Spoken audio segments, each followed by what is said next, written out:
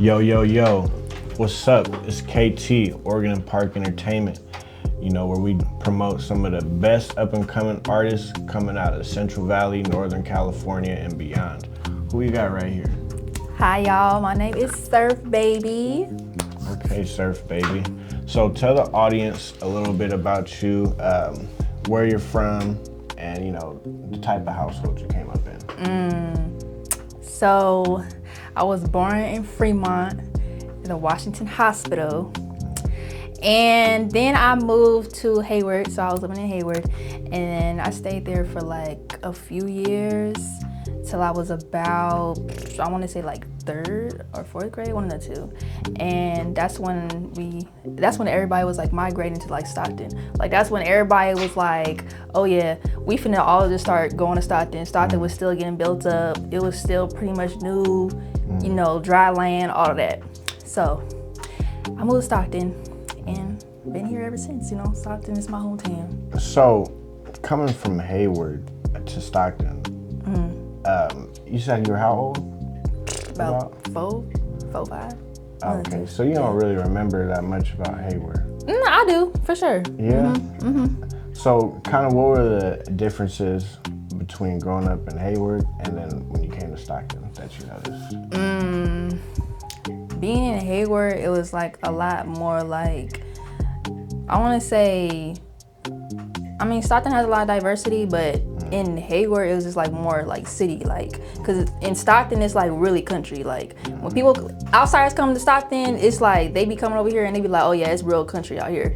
So that's the main difference that I noticed for real. Did you like Stockton growing up? I didn't really have a choice. I did,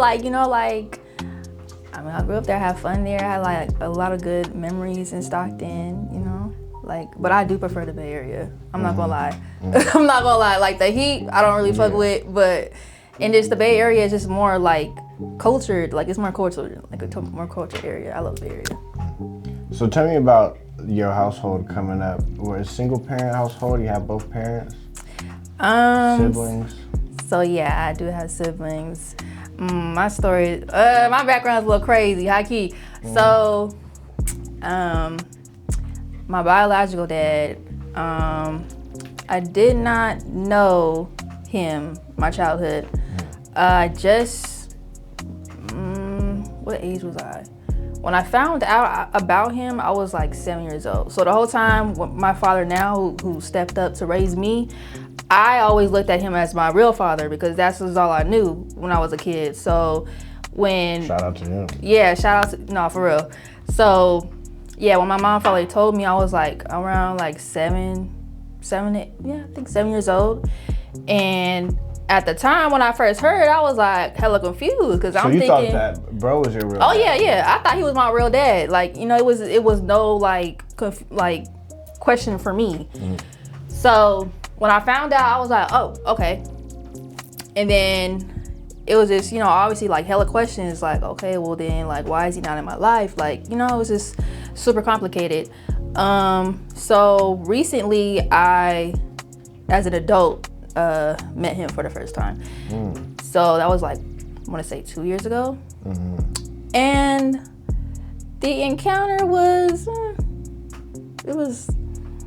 So even after you had found out about him, you hadn't went and seen him or he didn't reach out or? Nah, I don't know the whole thing with that. So tell me about as a young lady growing up without a father, how do you think that affected your upbringing? Well, I wouldn't say completely that I didn't have a father. I would say in the sense of I didn't have my biological dad to sit and be like, okay, I know like my certain traits of where I get, like part of myself from. I didn't really have that experience, Now my dad, he did step in and like, he taught me like, the basics, like, just, life, and, the focus on my education. Like my dad always wanted to implement me to always like put in effort. Like he was never like wanting me to go about life and like half-ass anything. So I've always had that implemented in me. and just I always have a different outlook on life because of him. So I really appreciate my dad, because my dad is like really like my therapist, you know, like my friend. Like you always used to have a good relationship, but now we do. So I really do appreciate the stance that we have in our relationship, for sure. Do you feel any resentment or anything towards your real father? I wouldn't say resentment. I would say no respect.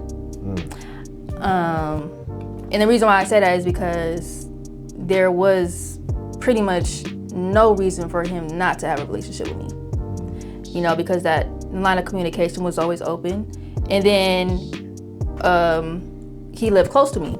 So when I found that out, I was like, oh, you've been living close to me this whole time. And, you know, we never got to have a relationship. And so yeah, I don't respect that, regardless of whatever his reasonings are behind it, you know, whether or not he wasn't ready or whatever the reason may have been. I don't respect that.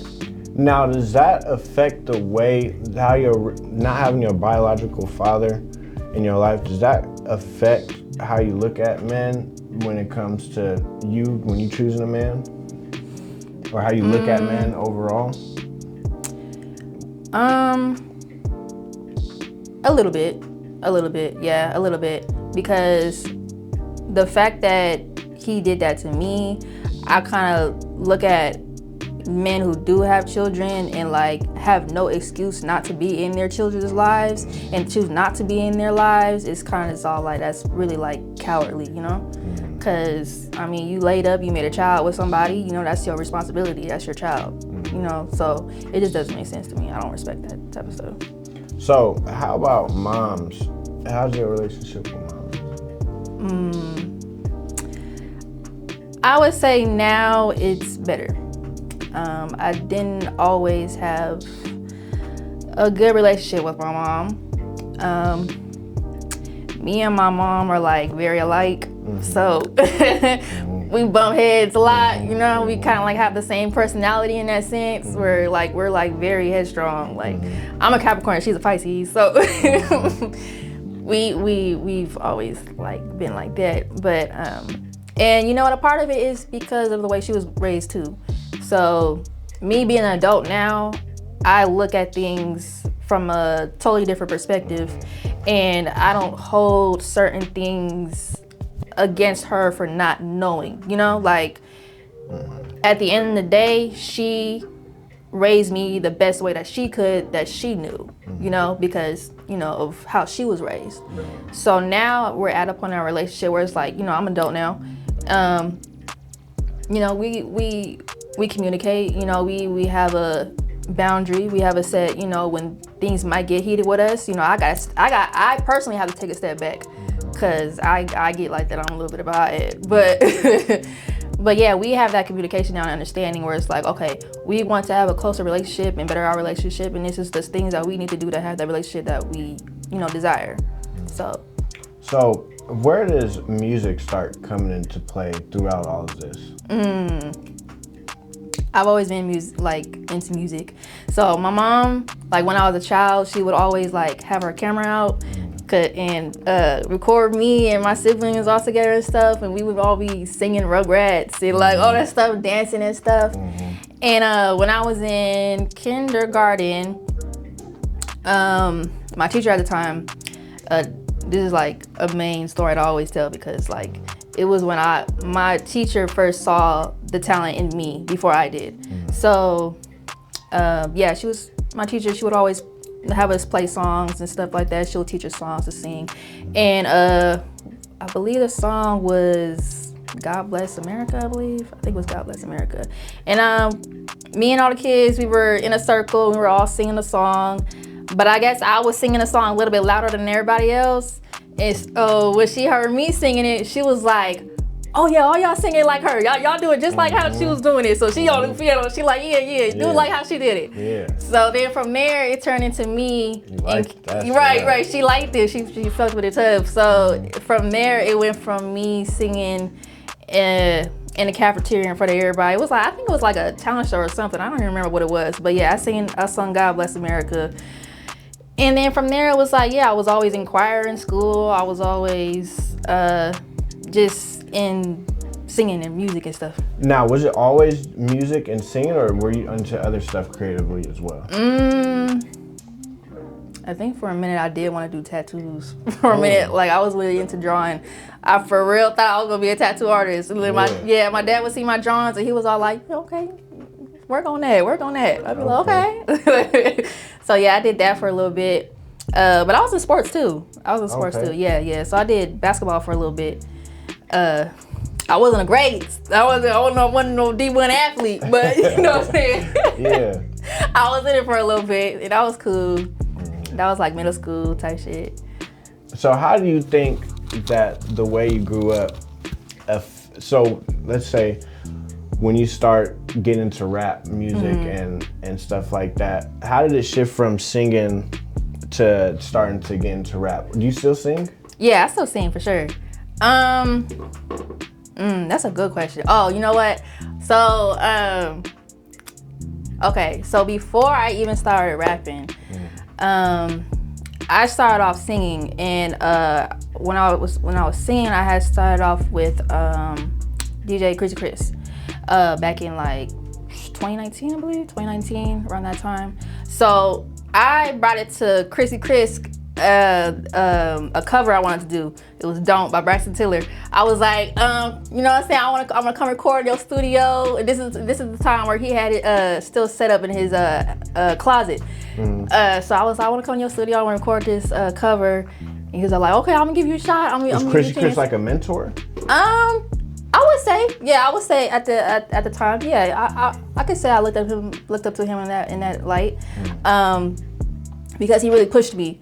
Like when he first heard me singing, he was like, okay, this got potential, and so he helped build me up too in the way that I sung and like my lyrics, the type of songs I was singing at that time, because it was real R&B. I was doing R&B, and we did that for a few years. And then I want to say around 2020, I think 2020, around that time I started to start rapping, because what I was singing, my name was Tierra Nicole. That was my stage name before. It was Tierra Nicole. And then when I started rapping, I was all like, I don't think I want to go by Tierra Nicole. So I was coming up with my rap name, and I was like, Surf Baby. So my first rap song that I put out is called You Can't. And it got a lot of attraction. Like it started blowing up for real. Like people was fucking with it. And I was like, okay. I was like, okay, I think I could do this rap shit. I think I could do it. Like, you know what I'm saying? I was just rapping on some real, like, not on Detroit type of beats, but it was like those beats where it's like hella bass, like, you know what I'm saying? It's bumping. Like you listen to it, you like, you know, it make you do your thin space. You just, you know? Yeah. So yeah, I was talking about shit for a little bit. So tell the audience about when you first started getting serious about music. How did that, when you're like, okay, this is what I'm going for, I see myself becoming a star. When did that serious moment happen? Like, I'm doing this. That's a good question. Let me think, because it was when I was working with DJ Chris. When I was working with them, because I had a whole, like, they really believed in me for type shit. Like, they really pushed for me. They really like implemented in my head, like I felt like real confident in what I was doing with them, and they helped put that confidence in me and to make me feel like, okay, yep, I can do this for real. So yeah, I would say 2019. So now that you're older, has what you talked about changed, or have you always been like into like the street type of element and the rapping type? Like, I know you were singing at first, but you know, these days, how would you describe your music? I would describe it as like real confident, bad bitch type of music. Like, yeah, I make music to cater towards like the women who really like are confident in themselves and like know that, yeah, I could have a man, but at the end of the day, it's like you don't need a man. Like, you know what I'm saying? Like, I'm for the women that look at themselves in the mirror every day and be all like, yeah, like, ain't no other bitch touching me type shit. Like, you know? So, and that's another thing that's another thing that changed within my music too, because before I wasn't making music like that. I was just making talking shit, like ignorant type shit, like a little bit about my life too, but you know, like just getting my what you want to call it out, you know, like that was my outlet. But then I started changing my focus and was all like, nah, like I'm making music for y'all too. Yeah. How do you think your past has affected the music that you make today? A lot. I think I went through a lot of shit. Just a lot of shit. Just life in general, you know? Just. Like, do you get into depth about some of your experiences in your music? Sometimes. Not really all the time. Sometimes a lot of what I talk about is like very subliminal, and it's very like, you don't know what I'm talking about, but you think you know what I'm talking about, you know? Like, I'll say it in a way where it's like, oh, okay, I think I know what she's talking about, but you would have to really like have a conversation with me, or you would have to like actually ask me like, oh, what you meant by this? And I would have to tell you like, oh, well, this is what I was actually talking about. But so your music's more turned up, like turned up now, vibe? Yeah, now it is, yeah. I think that's where I'm starting to turn in the direction of, before I really used to be depressed for high key. But Why, when you were depressed, what was going on? How come you were depressed? Talk about that. Well, and how did you get over it? I can't even say get over it because I still have my days. But there was a time in my life where I went through a really rough time. When was this? I don't even want to say a wrong date, but it was a few years back, and I was involved in an abusive relationship, and that really changed my like mental state for sure. Like that whole situation and deal, it just brought me down. It brought me to my lowest, you know. And so it took me a while to get back up for real. Like I had to really like train myself and train my mind and like just rewire myself. I'm still rewiring myself because it's like a lot of things that I went through, it was like, damn, like you let somebody like really infiltrate your mind type shit, you know, and infiltrate your heart and take advantage of, you know, yourself. And yeah, that took me a minute to bounce back from, for sure. And then I had made an album about it on my SoundCloud. It's called Seasick. And I basically talked about my whole experience through that whole relationship. And what's crazy was he heard it. He had heard it and he told me, he was like, you should have had me mixed it. Like, man, boy, bye. This is about you, motherfucker. Yeah. But nah, yeah. I can laugh about it now though, you know? I can laugh about it now because now it's like, okay, that was a lesson in my life. It didn't break me completely, but you know, it just made my skin a lot tougher for sure, you know? Now, through all of the stuff that you've gone through and that you've experienced, what has made it that you kept your foot on the pedal the whole time musically, regardless? Have you kept your foot on the, have you ever like stopped doing music? I did, like, for a minute. Hiatus? Yeah, I did, for sure. Tell us a little bit about that. How come you stopped? I want to say self-doubt, for sure. Not feeling like I had the right resources, not feeling like and I think a lot of it was pressure too, because you know, like, I mean, this is like a given. Like when you see everybody else around you, like, you know what I'm saying, doing shit that you want to do, and then it'd be like, oh fuck, like I gotta step my shit up, like, you know what I'm saying, like they doing X, Y, Z and the other. I'm like, damn, I'm not even barely doing, you know what I'm saying, I'm not even barely doing this. So I was like fuck, let me find, like, let me get my shit together, like let me get this ball rolling the way I can, or you know what I'm saying, find a way. So in that sense, I was like, damn, I got really fucked up down about it, and I was like, nah, fuck this, like I'm gonna focus on some other stuff right now, because I was just all like, I had lost confidence. Do you still have moments like that? And if you do, how do you get over it? Oh yeah, for sure. I still do, for sure. But at the end of the day though, I always have to tell myself, like, you can't look at everybody else's journey. Like, you know, like everybody else's journey is gonna be different. So, you know, not one shoe doesn't fit all. So, you know, your journey, my journey gonna be different from yours gonna be different from mine, you know what I'm saying? And you can't rush the process. You just can't watch that, you know, like whatever God got set for you, you know what I'm saying? That's just what it's gonna be. You gotta be patient. So I've learned patience, and I've learned to, you know what I'm saying, just go with the flow, like just enjoy the moment. Because a lot of times people are just doing stuff to get to the end goal. That's just what they're focused on. They're just focused on the end goal. Like, oh yeah, I want to have money. I want to have, you know what I'm saying, I want to be famous. You know what I'm saying, I need this car, you know what I'm saying. But at the end of the day, you got to be all like, you got to enjoy the journey, because the journey is really what you want to actually be present in and experience and enjoy. Because you're not gonna have enjoyment if you're just always looking at an end goal, you know. So that's what I had to keep telling myself. I gotta keep telling myself that. I always keep telling myself that, like, just enjoy the journey.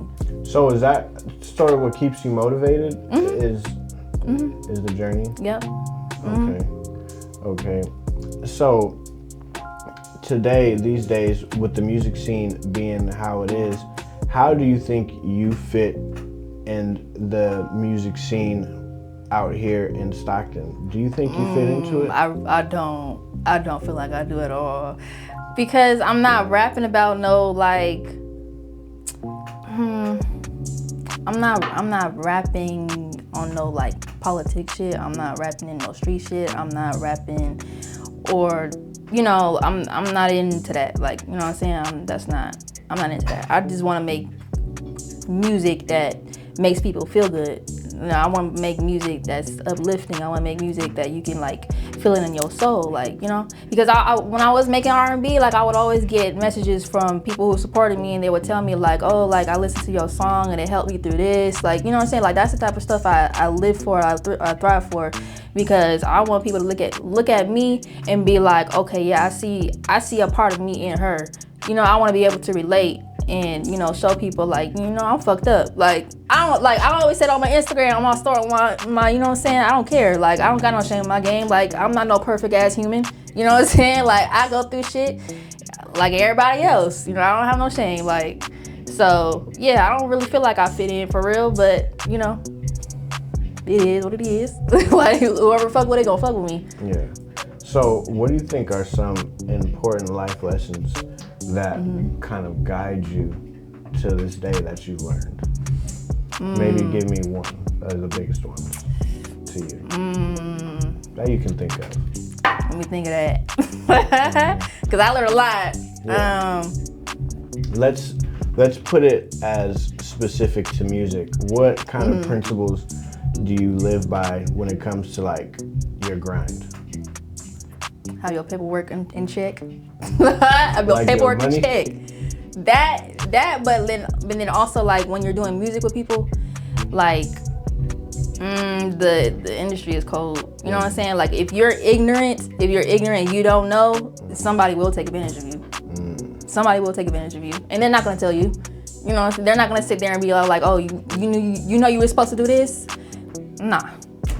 You be green, they gon' hit the red light, the green light. They gonna hit the green light. So, you know, you gotta stay up on game. You gotta stay up on the knowledge of what you have to do, what you need to do to protect yourself. Because again, there are people out there who will take advantage of you. So that's the biggest things I had to learn for sure. Because yeah, I learned that the hard way. Yeah. I did learn that the hard way. So when you work with people, you set up contracts, you set up, you know, agreements and stuff like that? Like really staunch, like, music business? It just depends. Now, I usually work with people out of the strength of my heart. Like, if I fuck with it, I'll fuck with you. Like, you know what I'm saying? I'll hop on the song. I'll do a verse, I'll do a hook. I might charge a little bit, you know what I'm saying? But it don't be nothing crazy, because at the end of the day, I gotta eat too. So, like, you know what I'm saying? Do you care who you work with? Not really in a sense, but yes at the same time. Like, if not in no, like snitches. Would you work with a snitch? No, I don't know if I can do that. I ain't gonna lie. I don't. Nah. People gonna be quick to tell you, You work with that rat? Nah, hell nah. So being a snitch in the rap game is detrimental. Yeah, of course. Kill it. Everybody look upon that one. Nah, you can't get away with that one. Ain't no, nah.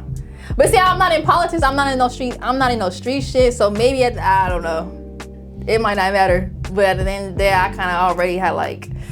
Growing up in Stockton though, everybody has a sense of the streets. Yeah. It has a high street sense. Cause it's like in Stockton, it's like everything's the hood. Yeah. Is that kind of how Stockton is? Like, it seems like it's all hood. I mean, somebody really from the hood will come to Stockton and be like, nah. Like, you know what I'm saying? Like, they would come to Stockton and be like, nah, this ain't no hood. But you know why they say that though? Because Stockton has a certain look to it. Like, cause I live in Rest Ranch. I'm from Rest Ranch.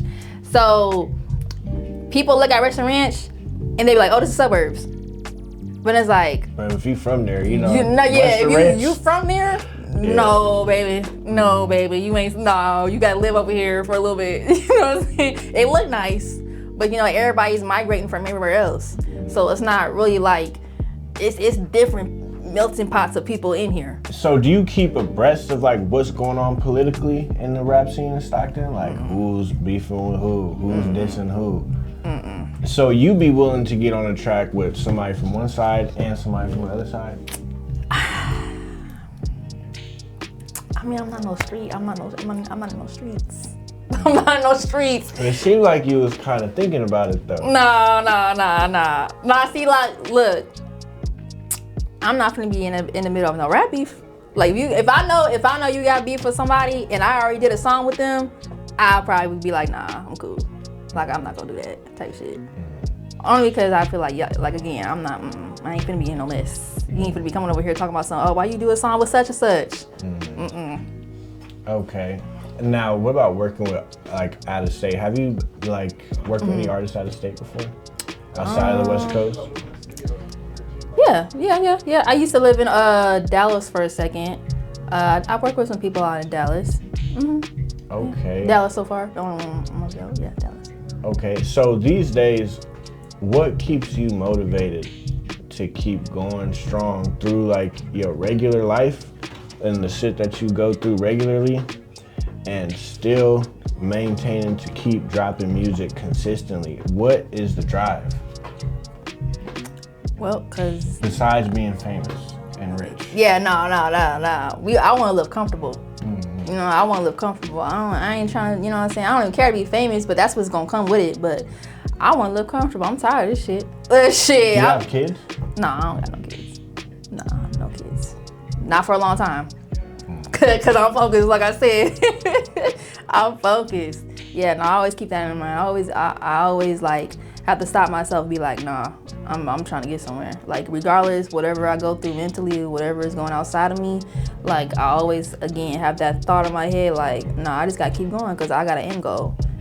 I gotta go. So, if you could talk to yourself when you was going through that depression stage, and now looking back, now, what kind of things would you say to yourself? This too shall pass. Can you elaborate on that a little bit?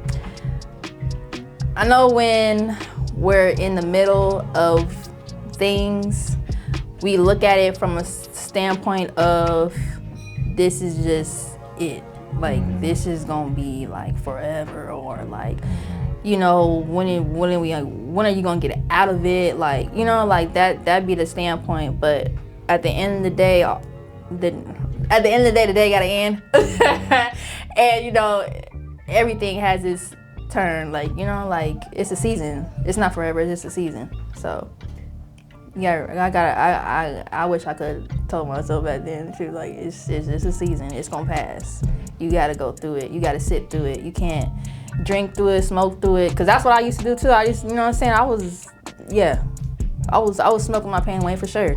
I was, you know, finding any and everything to numb whatever I was going through at the time, just to escape, you know, because I didn't have no healthy outlets like that. Like music, yeah, that's the outlet, but like at the end of the day, like, high key. Why? I feel like a lot of the music that is out, and because of where I'm at, it's like people are lean towards more of a different sound, you know? Like, does that influence what you put out and what you kind of music you make? No, because I always want to stay true to myself. Oh, nice. You know, regardless, like, okay, like, yeah, y'all, if that's the kind of music y'all like, that's cool, but come over here and try something else. Like listen to something else. I got all these little vibes. But you know what I'm saying? Everybody got they own ear. Like, everybody's ears is different. They gonna like what they like. So yeah, it is what it is on that one. But yeah, you know what I'm saying? Like, my sound is very different, and like, some people, it's just not their cup of tea, and you can't be mad at that. That's with anything. What about like support from like the community, people you may know, you know? Oh yeah, people, for sure. Do you have a good team? Oh yeah. All my people around me, they support me. Like, they always, you know, shoot. Him, for example, Jerry. What's up? Shout out Jerry. Yeah, shout out Jerry. You know what I'm saying? Like, he one of the ones, like, really, like, support me, fuck with me tough. Like, look out for me, I look out for him. Like, it's like that with us, for sure. But yeah, I got those people around me, and I always appreciate them. And you know what I'm saying? I always try to let them know if I don't enough that I do appreciate them, because again, like, y'all don't have to, you know, like, y'all don't have to, but they do, you know, and it's real love. So, who were some of your influences when you were coming up musically? It might be a bad time to say this one, but I'm gonna keep it all the way true. It was Drake. They not like us. They not like us. Hey, look, I ain't biased. Kendrick did his shit. I'm sorry. Drake lost that one, but but definitely Drake. Who's another one? Janae Aiko. Okay. I see I kind of see the energy of the Janae Aiko. I get that a lot for sure. Janae Aiko. Who else can I say? Oh, recently I've been really fucking with Victoria Monet a lot. Tough. Her. Who else can I say? Oh, Pharrell. Top bomb down. Pharrell. So do you singing more, or are you rapping more these days? These days I'm balancing it. I'm doing both. Yeah, cause before I used to really like stress myself out about that. Like, I'm like, okay, are you gonna rap or are you gonna sing? Like, you know what I'm saying? Like, I really started stressing myself out about that. But then I was all like, wait, like, you can do both. Like, you don't have to keep choosing between which one you want to do. Like, oh, another one, Doja Cat. I really fuck with Doja Cat. Oh, yeah, Doja Cat. Yeah, Doja Cat. Another one. Is nice too. Yeah, exactly. So, so yeah, I do both. I'm doing both.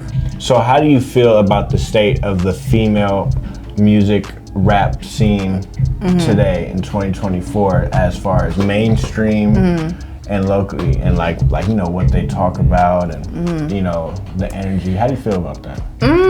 I feel like now the females in the rap games are starting to get a lot more recognition. Like, it's not how it was before, where it was all like, oh, that's a female rapping. We ain't, like I'm saying, it's not like how it was before. Now everybody's actually starting to appreciate females rapping and be all like, it's not so much of like just a man sport, like, you know. So hey, if you want these days, if you want to be cool, man, if you a man and you want to be cool, you got to get jiggy with some of the female shit. No, you do. You got to get jiggy with some of that shit. Yes. You look lame. Yes, you do. So it's really, I be trying to encourage men too, like, get you a damn female on this damn song. Like, y'all gotta cater to the ladies. Like, come on now.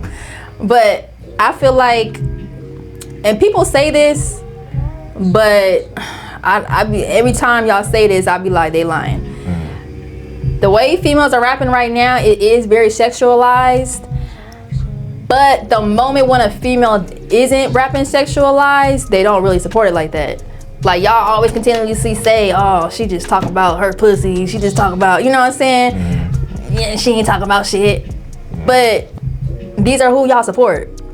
Y'all not supporting the women who are actually really rapping their ass off and really putting down, you know, lyricism and bars and, you know, talking about real life shit. Cause I mean, that's not really what y'all want to hear. So, and that's really fucked up. Cause I be like, damn, look at Lola Brooke. Like, you know what I'm saying? She not talking about no sexual shit. She talking about some real shit. She talking about that gutter shit for real. And she being herself. And I feel like she deserves more recognition over, you know, the Ice Spices and the Sexy Reds. But again, that's what gets more attraction. That's what people gravitate towards more because it's more ignorant. It's more mainstream. It's more like what everybody is going to be like, oh yeah, like. You feel like it's okay to get ignorant sometimes? I mean, yeah. I don't see nothing wrong with that. Like, I mean, if that's you, that's you. You know what I'm saying? That's you. Hey, like, I'm a little ignorant. Like, I ain't got nothing against that. But it's just the reality of what it is, though. So, you know, if you in the game, that's just how it is. So you don't think that you can make it as far, you know, rapping your ass off, rather than if you just say fuck it and just start rapping about the crazy shit? It won't be as quick, I would say. You can do it, because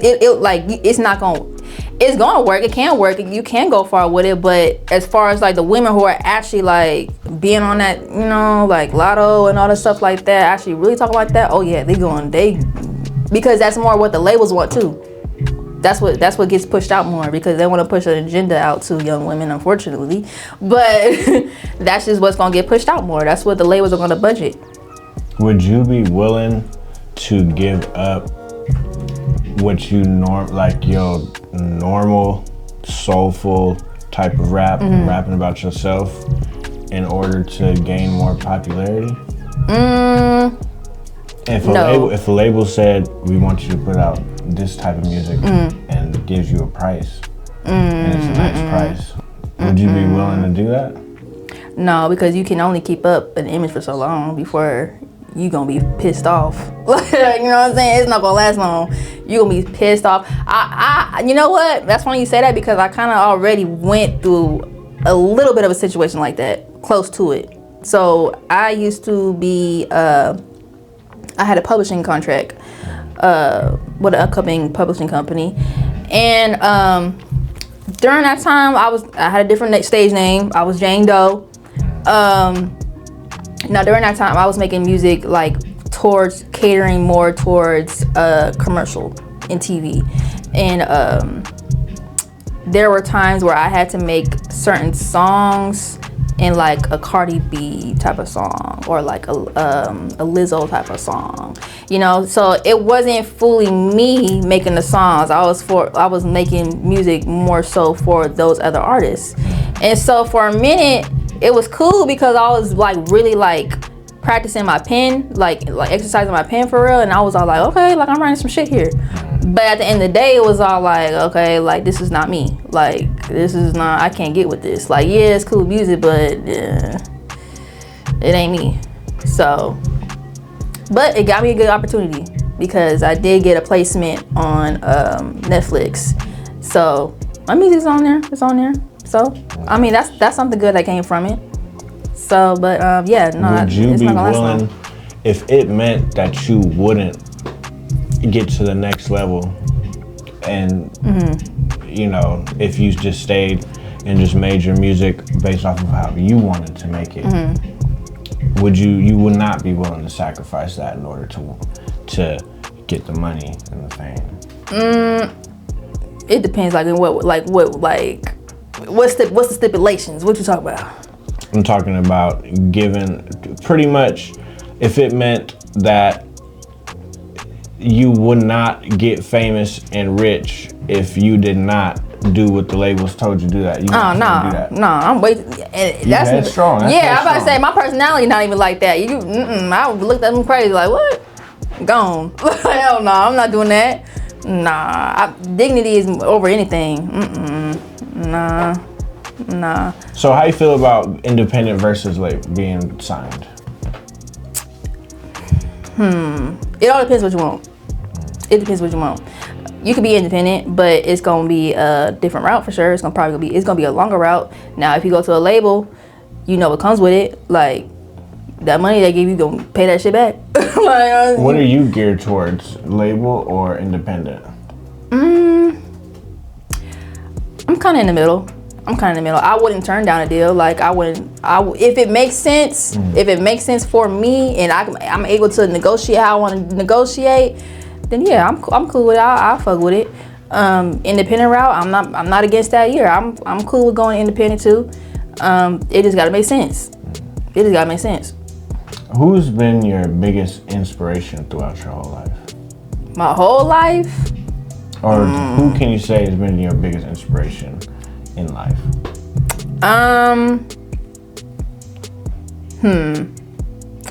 You know, when I started listening to Larry June, I really got inspired by him, because when I first started, it almost felt like I watched him like go like from like here to here, high key. And like when I watched him, like he was so consistent, like dropping albums back to back, like whenever he wanted to, but it was consistent. And I was looking at that shit and I was all like, damn, like that's the type of shit I want to do. Like I want to be that consistent. I want to be able to drop stuff back to back and be, you know, keep the ball rolling, like invest in myself the way, you know what I'm saying, and stay true to myself for real too, because you know he true to himself. He, you know, that's his life. He talk about his life, but then he also talks about, you know, uplifting everybody else and putting them on game too. So I look up to that type of shit. I'm like, yeah, for sure. That's the type of shit I want to be on. Right. Do you think that your image is important in the music that you make? In what way? Well, do you feel like your image is important in music in general, and in order to make it big, you have to have a certain image? Oh yeah, definitely. You gotta play the role. If that's what you like, you gotta play the role. You can't be out here, you know, looking what you don't want people to perceive you as. You know, like you want to be, you know, you want people to look at you as a star, you gotta dress like a star. And that's what's always been in my head too. Like, yeah, like when you see me, when you see me and you look at me and be like, oh yeah, for sure, I know that's an artist right there. I know she do music. Like automatically when you see me, yeah, she make music. And that's what I always want to strive for, because I don't want, it's not that I don't want, but I want to put myself already in the energy already. And when you put yourself in the energy already, everything just always, it starts aligning for you, because you're already exuding that, and it's just going to attract it. How important is the image to you, do you think? I think it's important. Do you feel that you have to go to certain measures and do certain things calculated in order to maintain an image? Is that something that you think an artist has to do? It all depends on the person, high key. It all depends on the person, because if you don't care to be perceived, like if you don't care how people see you and view you and stuff like that, you're not gonna care. You're not gonna give a damn. You just gonna do your shit. Like J. Cole, for example, that man don't give a damn. he walking around looking like he homeless. That man don't give a damn. You know what I'm saying? Yeah. He don't care. But you got people like, you know, Offset, you know, all them other people, they big chains. Like when you see them, like yeah, they always drip down. So, and those people, you know, they care about their image. They want to see people to look at them a certain way. So it just all depends. Me, I'm kind of like in the middle where I'm kind of in the middle where like, yeah, I have my days when I step out. You never gonna see me stepped out. You know, unless I'm around people I'm comfortable with. I don't care. I dress down. Shit, you gonna see me in sweats. This motherfucker always see me in sweats. They always talk about me in sweats all the time. Like, yeah, I'm wearing my sweats and my slides. But when I step out and you see me out, yeah, I'm dripped down for sure. I'm dripped down. So tell us about some of your latest music that you've put out. So, what's the most recent song I put out? Oh, Pretty Girl Privilege. Yeah, when Pretty Girl Privilege, Jerry produced that song. When I made that song, it was on some fluke shit, I ain't gonna lie. Like, I was in the studio, we was in the studio vibing, and I was like, yeah, I'm gonna talk my shit. Jerry make me some ignorant shit. Nice. Make me an ignorant beat. He cooked that shit up like, what, hella fast. And I was like, yep, talking my shit. Okay. Made that real quick, and the whole vibe was all like, yeah, what? I think I was drinking Modelo because in the first couple lines I was all like, got Modelo in my hand, this shit nasty, I'm trying to feel something. This shit was, I don't fuck with Modelo. I don't fuck with Modelo nasty. Yeah. I'm a tequila type of girl. I'm gonna get tequila. So you've put out an album before?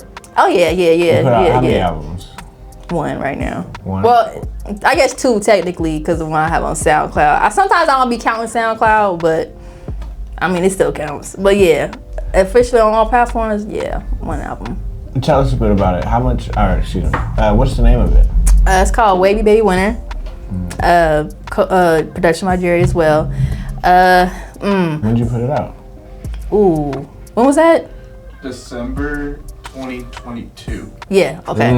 You know. Okay. I've been working for a minute. Oh yeah. We were working for a minute. Oh man, when we were working on that album, we were going through some shit. Yeah, like we be going through like the same shit like at the same time. It's kind of crazy and scary, but we be on the same like way. I heard y'all sing the same song. Yeah, we just haphazardly. We tuned in. Like they haphazardly just started singing a song, and I at the same time in unison said the same things. Yeah, we locked in. That's my twin, bruh. That's crazy. But yeah, we was going through some shit, and man, we just all like, yeah, we gonna make this album. We gonna really like just try to like embody like everything we were going through at the time, like and really make people feel that shit for real. And I think we reached our goal for sure. Like we reached our goal for sure. Like I feel like everybody felt that because we felt it. We were like, damn, yeah, this is a good ass album. This all the way through. I was like, yeah, I feel this shit. How do you think your music has evolved since when you first started getting serious till today? I would say now I'm not so much like how I say it. I'm not so much trying to like perfect everything. Before I was like very like dead on set on that, like no, like I gotta like I used to be like a really big perfectionist, like no, I gotta have shit a certain way. And like I would hold on to music for a long ass time because I'll be listening like that's the artist thing, like we gonna be listening to our songs back to back until then we start listening to it again and be like, nah, fuck that, I ain't putting that out. Like and that's detrimental. You're not supposed to do that. You just supposed to make your shit, toss it, come back to it another time when you're ready. Don't listen to it back to back. It's gonna be bad. But I learned like, nah, just do it, get it done, put it out. Don't even think about it. Don't overthink it. Don't overthink it. Don't overguess it. If it sounds good, it's good. You know what I'm saying? Don't try to nitpick too much because you don't need all that, because at the end of the day, it's art. Like it's art. Like you gotta look at it as art. It's music. Like everybody, it's gonna be different. It's gonna be different. It's not gonna be perfect. It's not gonna be perfect. Do you think your style is going to continue to evolve? Oh yeah, for sure. And in what direction? More singing, more rapping, more of both? So my goal is my goal is I do want to be more in the direction of singing. But again, me knowing what everybody is going towards right now, I know that singing might take a little longer. Singing is not like what everybody like. I mean, I can't say that completely, but again, I see the direction of where music is at, you know, and I'm like, okay, what's gonna work for me? Cause my whole pretty much career, I've always been told by people around me like, nah, you need to rap. You should rap. Like, rap first, you know, you gotta rap first and then you can sing and stuff like that. So I was all like, I would listen to it and I'll be like, yeah, I hear what y'all saying for sure. And I was like, yeah, that's probably what gotta happen, because again, like that's just what people fuck with, the ignorant shit, the rapping, like, you know, singing cool, but singing is gonna take you a minute. It's gonna be a long time for real. So what kind of stuff are you working on that you plan on putting out? It's more the stuff that You working on an album? I am working on an album. So the album I am working on right now is an album that I have with production by K Fisher.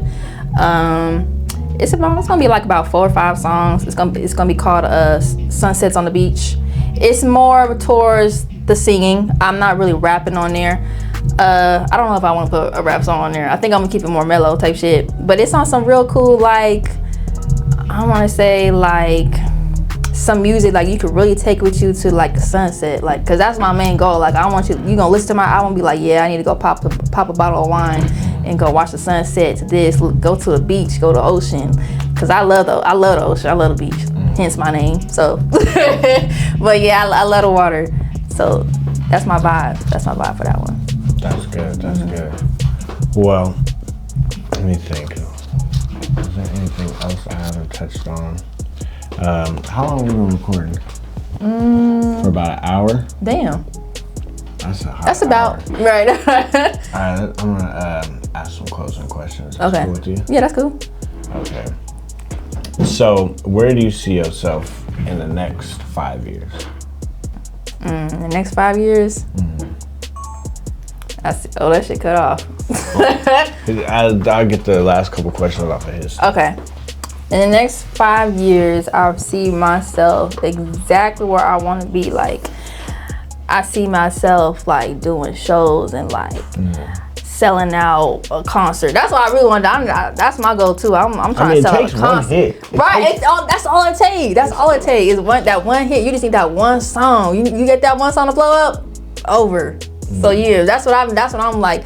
I'm not gonna focus too much on what that song gonna be, but I know for sure when I do get it, when it do happen, it's gonna start rolling for me. Like, oh yeah, for sure. I need to sell out a show. I need to, you know what I'm saying? I need to be on them big stages. You know, I'm opening up for somebody. Shit. Nah. I'm gonna see. I see that for myself for sure. So besides the new album, anything else people can expect to look forward to in the next couple months from you, Surf Baby?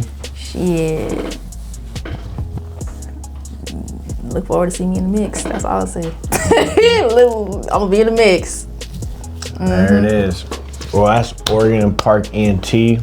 We just wrapped up this interview with Surf Baby, one of the hottest up and coming female artists out of the 209. On the rise, on the come up. We heard the story, we heard the principles, we heard about wins, we heard about losses, we heard about a lot. So keep on the lookout for Surf Baby and labels.